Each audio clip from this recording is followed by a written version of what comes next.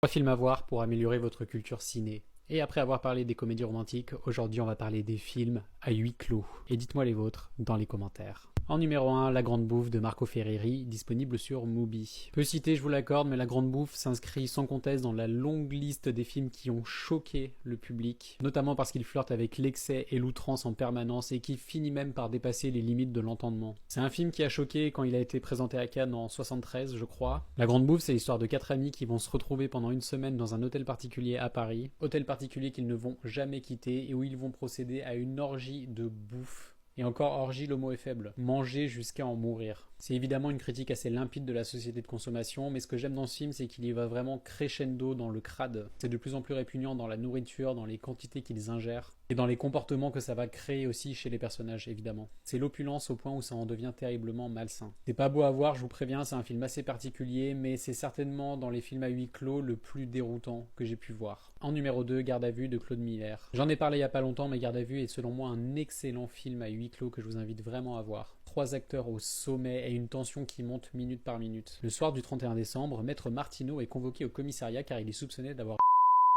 deux fillettes. Face à lui, l'inspecteur Gallienne, joué par Lino Ventura. Et pendant 1h25, tout se passe là, dans cette salle d'interrogatoire. Cette pièce assez anxiogène qui resserre les regards, les mots et les silences. Et plus l'interrogatoire avance, et plus on doute de l'innocence de Martineau. Martineau qui est d'ailleurs joué par Michel Serrault dans ce film, qui est brillant. Et il y a aussi Romy Schneider qui joue la femme de Martineau et qui rebat totalement les cartes de cet interrogatoire lorsqu'elle rentre en scène. Bref, c'est un film vraiment intense que j'ai adoré, vous étiez plusieurs à me l'avoir conseillé dans les commentaires, donc foncez voir ce film. Et en dernier, Festen de Thomas Vinterberg. Mon film préféré de Thomas Vinterberg. Festen, il est assez particulier dans son approche du huis clos, notamment par sa mise en scène très found footage, donc caméra à l'épaule, qui nous inclut totalement à l'intérieur de cette propriété. Propriété où un père de famille va faire une fête avec toute sa famille pour son anniversaire, fête qui va totalement partir en couille vu que l'un des enfants, pendant un discours, va faire une révélation choc. Une révélation qui va littéralement retourner tout le monde. Et on n'a aucun échappatoire en tant que spectateur dans ce film. On subit tout ce qui se passe parce que la réalisation s'y prête totalement. C'est chaotique, mais j'ai adoré ce film. Film qui parle d'ailleurs de l'hypocrisie au sein d'une famille, des faux semblants, et qui parle du fait de fermer les yeux sur certaines situations, notamment dans une famille,